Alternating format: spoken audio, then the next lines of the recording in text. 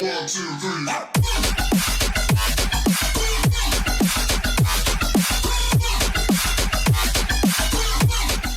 Hey, I'm your host, Alan, and today I get the pleasure of reviewing for authenticity the movie Suckers.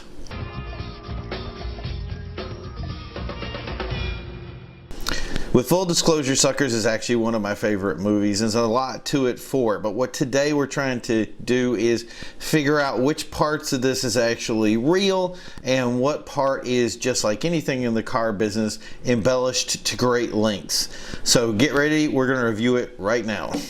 The monthly payment, it seems high. You write down a number that will make you happy. I want to make you happy. I want you to come back 3 years from now and buy another car. That's how much I can pay every month. I mean, that would make me happy. Did you bump your head? Okay, this scene in the beginning is actually probably one of the best scenes in the whole entire movie. The person that's selling the car's name is Joe Yanity, and he actually helped write the screenplay for the movie. And the reason he's so good at this scene is because he actually worked in the car business. So the crazy thing about this scene is that this scene is very accurate, and that's the kind of banter and countering that you see. This is literally, when it comes to what you kind of see in a car dealership, if I could, you know, have a presentation video, I would always start with this one scene and go, this is how crazy it gets. And especially when you go back to the sales manager and this is higher than the last hit, and how everybody's laughing about it because you have to, because if you didn't, you'd go completely insane.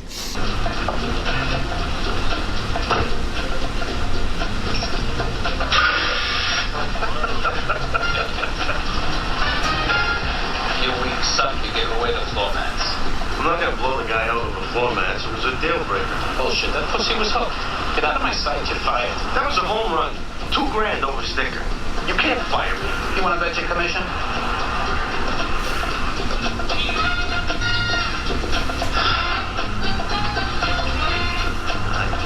Fuck you, you bald prick!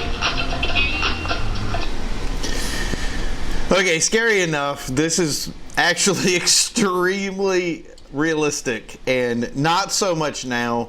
Back in the day, and this is the thing to think about this movie, is it's very antiquated, it's very old school. And the funny thing was, old school wasn't that far long ago either, but that the idea in the car business, there's a lot of changeover when it comes to salespeople. So the idea of the constant threat of being fired for not selling enough cars, or the constant threat of being fired just for making little minor screw-ups like that, and just the idea of being, you know, threatening somebody or saying, I'm not going to sell something to them and I'm going to give it away, could lead you to a threat. One of the best things I heard at a sales desk one time was, just tell the customer that if you don't sell this car, you're fired. And the person looked over and was like, are you serious? And he goes, well, I could be. So yeah, it's a line that happens all the time. And in this one, I think they actually portray it as he really does say you're fired, and he kicks him out. 9 times out of 10, the person really isn't fired. It's used as a motivational tool to go out there and deal with customers who can be sometimes difficult. And again, this is something that used to happen. I don't see it happening much anymore. The bullishness of the car industry has really tamed down a lot since I got into it. So it's still a fun thing to think about, and it would have been realistic for 2001 when the movie was made, not so much realistic now. Let's get started. The Saturday morning meeting. Oh! Stand up, with one hand in the air, as high as you can. Reach way up. Get the fuck out of that shit. Seen this before. Heard this shit. I don't give a fuck. These meetings are for everybody. Reach, you old prick. When the fuck is short. Keep reaching. Do you like your job? Okay, the ritual of the Saturday morning meeting, it's the way it is in the car industry. And and to this day, if I would look at a sales manager and say, if you're not doing that Saturday morning meeting, you're not doing your job. Saturdays are probably one of the busiest days in the business. The rest of the week, you're kind of delivering cars. But everybody starts off with that morning meeting, and everybody starts off the way you're seeing it. So you always have the one guy, which was usually me, that just did not care about the sales meeting. And that's the thing is the longer you've been in the business, the less excited you get at that morning meeting. And with this, it's really to push these younger guys to get their stuff together so that they can get focused on what they're going to do during the day. And every big sales business needs some sort of hype to get it going. So it's not just something relevant to cars specifically, but because it's something that happens weekly and it's consistent, it's something that really resonates. Like I said, the second I saw that scene, I was like, oh, I've done this like 100 times. Oh no, actually thousands of times. Scared the shit out of that white boy. What, for being here in 4 minutes? How long do you say, Eddie? 6. Go back for lunch. Okay, come on, everybody. Okay, so one other thing you saw there is them betting for things, especially betting for food. That is absolutely accurate in the car business. If you want to gain weight, go into some kind of car sales business, you will gain 20, 30 pounds in your first 4 to 5 months. And the reason is because there's one thing that we do consistently, and that's gamble. It's either going to be gambling to tell somebody that they can't sell a car. So if they're working with a difficult customer, you'll say, well, you know what, $100 says you can't sell this car. But the most thing that you see is any kind of bet or payment when it comes to food. If there's any kind of currency, like jail has cigarettes, the car business has food. So yeah, expect to eat a lot and expect to basically gamble a lot. Would you like to take this baby home today, sir? I don't know. I don't think so. Why? I have to check with my wife first. Why? I don't have to check with my wife before I sell it.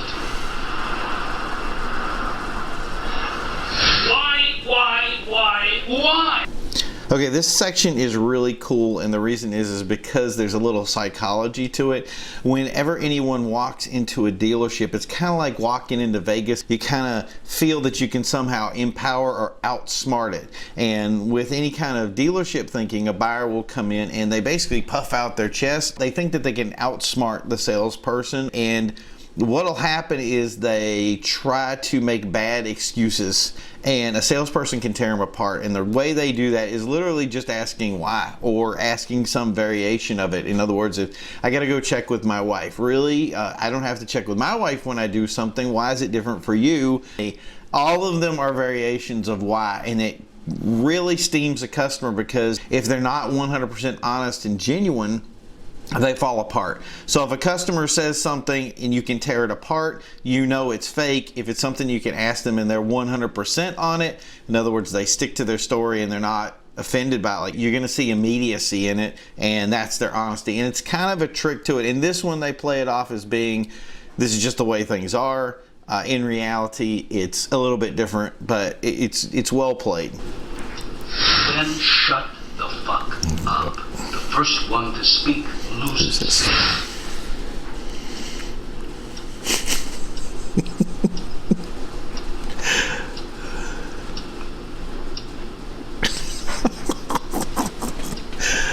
Oh my God, that's so awesome.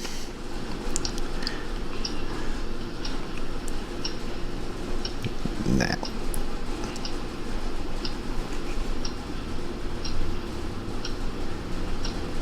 Say it. Are you crazy? Okay, the idea of the section where the first person to speak loses, and it's actually after you present your first numbers and you go to the customer, and the first numbers are never good, and they're not ever good for multiple reasons, which, I mean, it's too long to go into. But the idea is that if you do say this one line, the point is to and this is true of any sales thing ever. Once you make your pitch, you sit back and you shut up. This is the point when you pay attention, and it's actually trained that way for a reason. And the concept is that whoever speaks first loses is kind of the gag to it. But what it's more made to do is to make sure that people will want to banter. They want to justify the numbers that they see in front of the table. And the idea is the customer hasn't said anything yet. So let him say what's wrong with the deal, and that way you'll be better off in the end. Because if you start saying, well, you know, I understand you may want a little bit more for your car here, and I may think you want a little bit lower payment. Dude, everybody wants a lower payment. Everybody wants more for their car. So figure out what the objections of the customer are before you come back to the desk to say this is how we're going to fix the deal. But the idea is that if you're any kind of smart salesman, this is the point right after the critical numbers are dropped, that you shut your mouth and you wait for the customer to literally say that exact line over and over again. If you've worked in the car business, you've heard it 1,000 times. They don't tell you what you want to fix. They actually just tell you you're crazy. So you have to go back through each section and go, okay, why is this not good enough? Is this not good enough? Is this not good enough? Which they go into. But to this day, it still makes me laugh that nobody's ever looked at me and said, this is a part of this I don't like. Can I get this for my trade? Or, and it's just the nature of the monster. It is absolutely hilarious, though. You have to get a commitment, then one of my stars goes in, switches the guy to a lease, and buries the motherfucker! We are the best! Okay, many times in this movie you're going to see stuff about them talking about screwing the customer. And I don't know if that was ever actually true. It may have been something that was kind of openly said in the 80s, if you will, or maybe 80s, early 90s.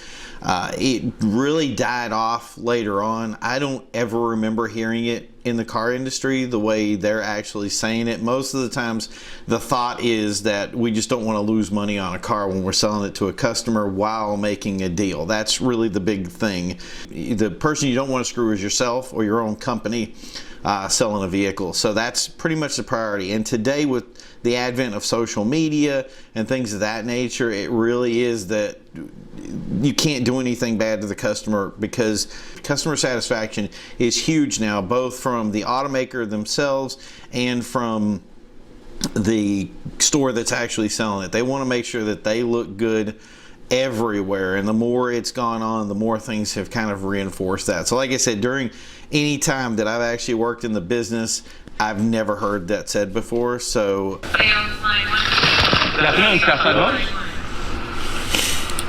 Sure we do. Come on down. And ask for JJ, okay? That's spelled JJ. Yeah, okay. Well, I'll see you soon. Bye-bye. okay, that was a realistic way for a salesperson to take a phone call, and that's exactly why salespeople don't take phone calls anymore. At the time of 2001, when this movie was brought out, it probably was 100% accurate. The two salespeople would run up, and whoever got the first sales call would take the sales call. And as you can see, he didn't take any information. He just told the customer to come down. Today, we've understood that salespeople are not very good at taking sales calls because their job is to sell cars. So we invented the departments called business development. And business development's job is that when a customer calls in, if they want information about cars, they would actually take the information. And then when the person came in, that's when they'd hand it over to a salesperson that would actually take them out, take them for the test drive, and complete the sales process that way. So this is a little antiquated, and that's one of the problems with the movie. But in the same respect, for 2001, this was actually fairly accurate. So, Hey, how you doing today? Hi, welcome to Southside. Can I help you with anything? Well, we just wanted to look. That's great. What can I help you look at? You know what, we're really just looking right now. Okay? Well, I tell you what, if you need any help, I'll be right over here. Okay? Okay.